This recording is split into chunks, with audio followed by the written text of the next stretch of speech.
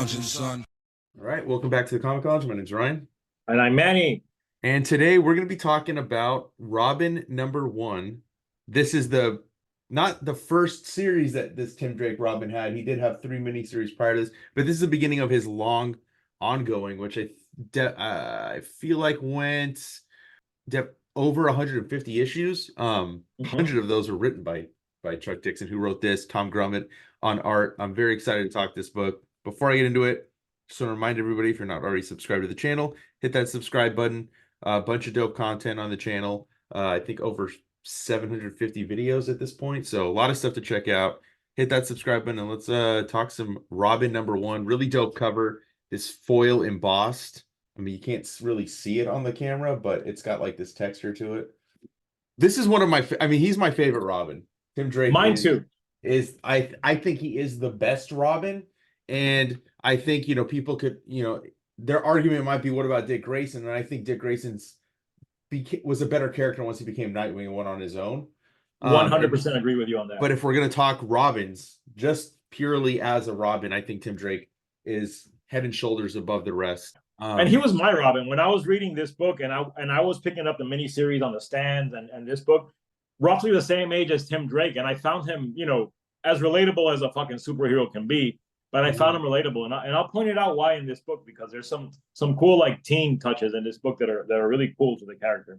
Yeah, like I obviously I'm 6 at this point, about to be 7 when this book debuts. Like I started reading Robin, like I want to say, man, I think my first issue was one of like the 0 Hour issues, so it's probably a year into the series, right? Or maybe not a year. Actually, that's not true. It's maybe like issue 6 or 7, but. I grew up with him as Robin, and the Young Justice series that Peter David and Todd Knock did, like Impulse, Connor Kent, Superboy, like those characters hold a very special place in my heart. And, this, I don't have every issue of this run, but I have a huge chunk of it. And every time I go read a random issue, I'm always like, man, I just got to finish this off and just like complete the run. There's an omnibus coming up soon. It's already on for pre-order, I think almost. The colors, though, I can't. Yeah, I agreed. I just can't do the colors on some of the, the later issues, because that's when the digital coloring is more in effect. But the earlier stuff that was still on newsprint, it just doesn't look as good. Because I have some of the collection. They did do, for a while, they were doing like these single volumes that had like, I don't know, like 10 issues in it. And I have the first 3. So it collects the first 3 miniseries, and I think I have up to issue, like, I don't know, 12 or 14, something like that, of the ongoing. To me, the single issues are the way to read them the best. We open up and this is post Nightfall. Like obviously you could see, like, we got the pogs for Batman Nightfall, but yeah. John Paul Valley, who was Azrael, is now in the Batman costume. This, like, love it or leave it, you know what I mean? Like it's an interesting departure from the original Batman costume. For what it's worth, it definitely is very 90s in terms of its design. Very violent, sharp edges, claws, stuff like that. You open up with him choking out fucking Tim, and he's like, he immediately says it, Wayne needed you, but I don't. This is kind of, the way that Robin is really separated on his own, and it's interesting that the way they timed it, because while he did have 3 miniseries while Bruce was still underneath the cowl, this sets Robin off, like I said, over 150 issues, where his adventures, to me, his storylines are some of my favorite of the 90s and the early 2000s. Had a lot of great creators on it. This is a way to really separate Batman from Robin, because even when Bruce eventually comes back, I was talking with with Kelly Jones about it. Like, he didn't really want to draw Robin, he wanted to draw Batman, and that is the era post Nightfall, Nightquest, and all that stuff. And Robin wasn't in the Batman books, right? Like, if you go back and read those, so it's just interesting to see this, kind of play out. It really makes me want to go back and read this era, because this is a fun era for me, and it's right when I got into comics. And I also love the costume. It's the best Robin costume for sure. I mean, they've made tweaks to it, like when they reintroduced it in the modern stuff, post when DC Rebirth happened. I was so stoked that the costume came back because this is like the best Robin costume. It perfectly blends like the original outfit, but gives it the modern take. Even so much as like why are his boots like why do they have the ninja toes? And that's because of his training that he did the earlier miniseries. But it's just, I mean, this is awesome, dude. Look at this. I mean, I knew there was a chance I could die, a real good chance. I've been close a bunch of times. Joker, Scarecrow, Killer Croc, Bane.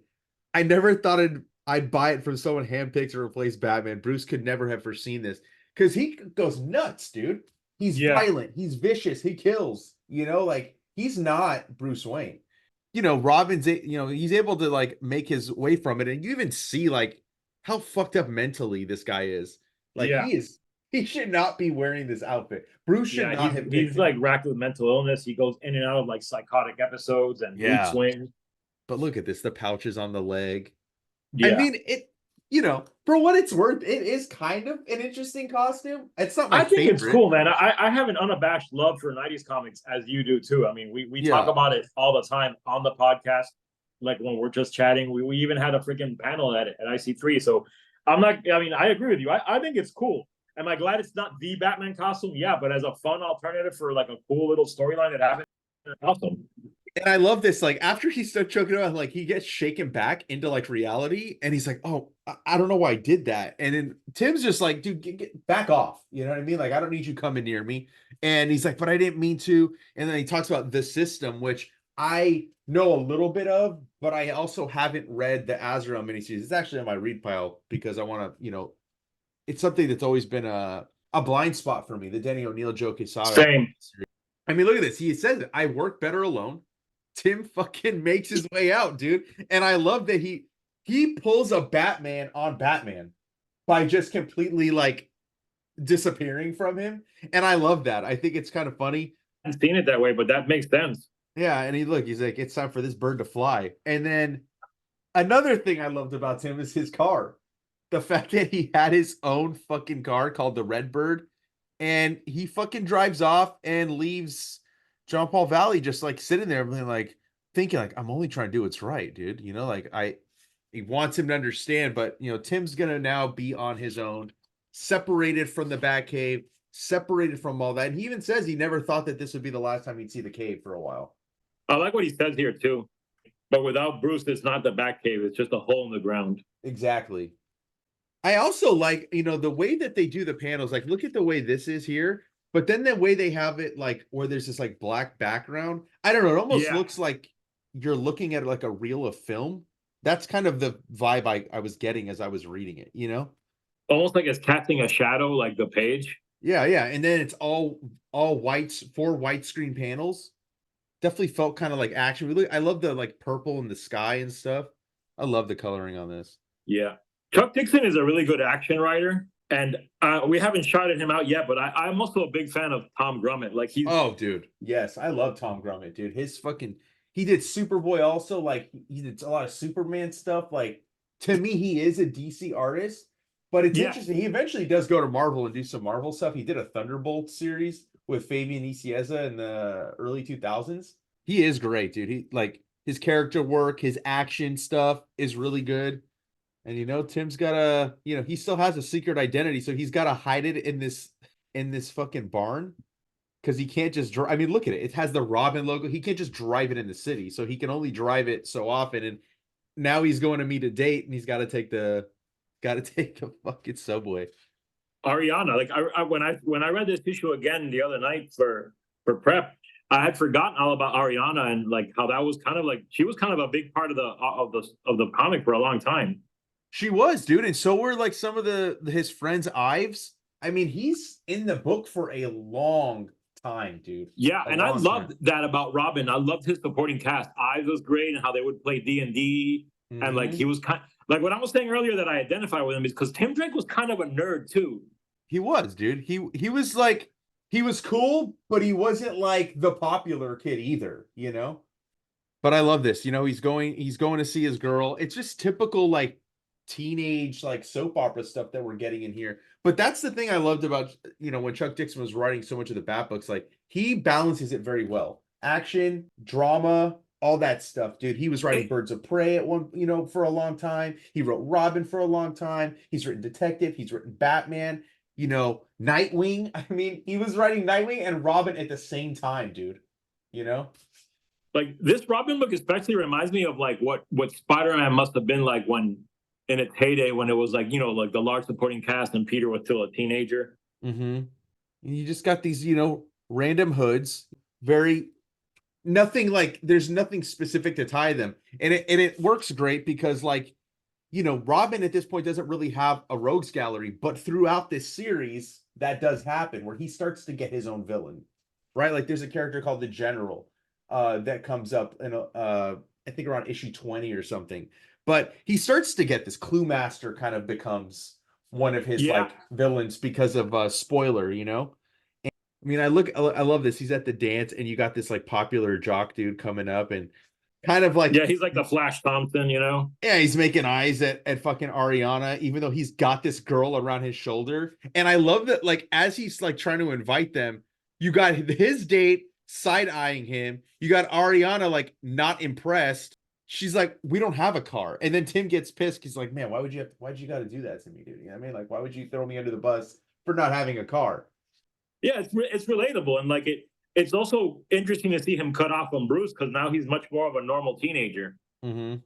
Yeah, this is it's a great first issue, I have to say. This is like one of my favorite eras of DC was this period. They had a ton of miniseries, they had all sorts of characters were getting the spotlight, all sorts of characters were getting, and they were allowed to breathe, like they didn't cancel them after 10 issues. Robin went a long time. Superboy went a long time. I mean, Superboy went over 100 issues. Impulse went, I don't think it hit issue 100, but it was in the 80s or something, I love how the jock gets his fucking car jacked. Tim fucking saves him, but all he does is get pissed that his car's gone. I love that it takes place at a dance too. Like it's a lot of fun and it's really like playing up, like making Robin his own character. Like you said earlier, he's starting to get his own rogues gallery, his own supporting cast. And then we get introduced to this cop nicknamed Shotgun, which also adds to like, this is like the Commissioner Gordon type of character we're getting. This is his Bullock, his Gordon, Harvey Bullock, a little mix of both, right? Great ad for this fucking Robin trade too. Travis Charest or Charay. Yeah. This era of his art is really was that the Robin 2 Joker's Wild miniseries? Rite of Passage and Joker's Wild. It has both. Those are good, man. Yeah. Then we fucking pan out to the prison and we see Clue Master, dude. He, like I said, he's going to become a recurring villain in the book because his daughter is, spoiler, Stephanie Brown, who becomes, Robin's longtime girlfriend. Yeah. Over the course of, years. I mean, dude, so many great, she's such a great character too. I love the aspect of her wanting to take down her criminal father. I think that's a cool little thing that, she becomes Robin herself for a little while. Yeah. And I like how they're, Clue Master's in there and Electrocutioner. So we got all these villains that are basically, sitting in on a psychiatric evaluation and then they take out the fucking doctor. I love this. Have you been a good boy? Did you bring your homework to school today, Simpson? You'll bring your assignment tomorrow, won't you? So like they got this dude wrapped around their fingers, man. The Cipher. I didn't know who he was. I don't remember the Cipher. But now we got Robin out on the move, going to stop some crime. I love this, dude. Such a great shot of the car. Yeah, he's being tailgated. Yep. Which Batman would never allow. But Robin, look, Robin, the fact that he's like, at this point, he's 16. I believe maybe he's 15. But he's young, dude. He's got his own car. He's his own man. He's like, you didn't see Dick Grayson doing these like solo adventures. I think that's why Tim Drake, probably why I look at him, because he's got the physical skills and the detective skills, just like Bruce. Like he's a perfect blend of didn't both. He figure out that Bruce was Batman on his own? Yeah, he's the one that figured it out. Yeah. So as he's like about to pull over, right, he gets fucking run off the road, and we see it's Shotgun. And he even introduces us. I'll give you 2 guesses how I got my nickname.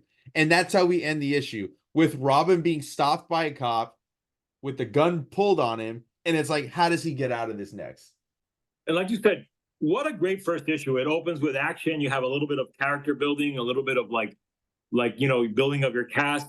and then you end it on a great action scene and on a great cliffhanger. Like, honestly, this is the almost a perfect example of what a first issue of like a superhero comic should be. Agree, dude. I miss letters pages too, man. So much. Such a great I book. would read a whole zine of just letter pages, man. Oh yeah, dude. I love Tim Drake, love Robin, love this book. I'm glad we decided to talk about this one. There's so many great like one-off stories too during the run. Great start to this. It, like, you know, Manny said, they are releasing a compendium that's gonna they usually have about 50 issues. So I'm sure they'll have the first 3 miniseries and then like a good chunk of the ongoing, but highly recommend it. Go pick it up. You won't be disappointed. And while you're at it, make sure you like, follow, subscribe, hit the bell icon so you're notified every time a new vid drops. And on that note, we're out.